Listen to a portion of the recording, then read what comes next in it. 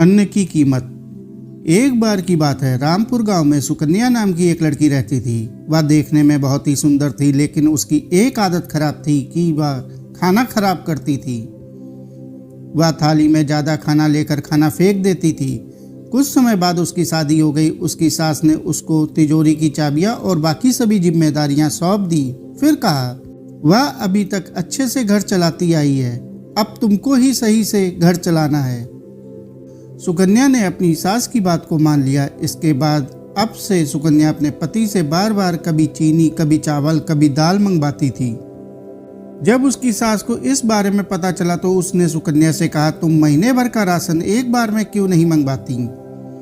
सुकन्या ने बताया कि वह एक साथ मंगवाती तो है, लेकिन वह कम पड़ जाता है। सुकन्या की सास ने इसके बाद यह पता लगाने के लिए कि राशन कहाँ जाता है, रसोई में थोड़ी नज़र रखनी शुरू कर दी।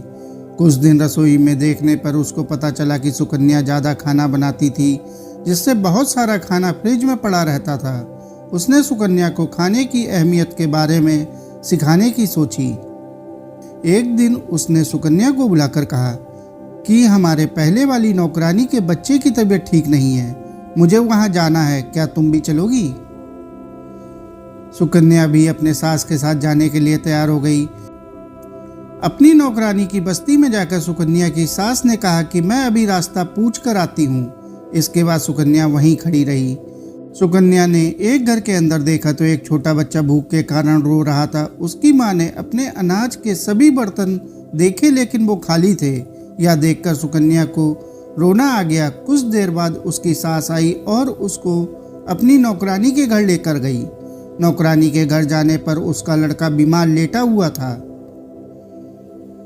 सुकन्या की सास ने बीमारी का कारण पूछा तो नौकरानी ने बताया कि वह एक घर से बचा हुआ भोजन लेकर आई थी, लेकिन उसको नहीं पता था कि वह खाना खराब था, जिससे उसके बेटे की तबीयत खराब हो गई।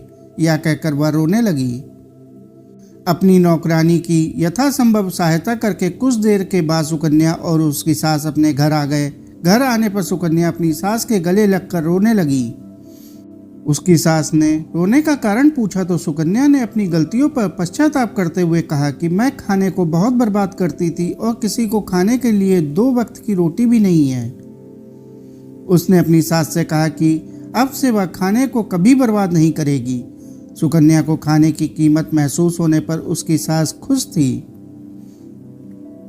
अन्न की बर्बादी माँ अन्नपूर्णा का अपमान होता है। अगर कोई व्यक्ति अन्न को बर्बाद कर रहा है तो उसे किसी भी प्रकार से समझा बुझा कर रुकवाएं।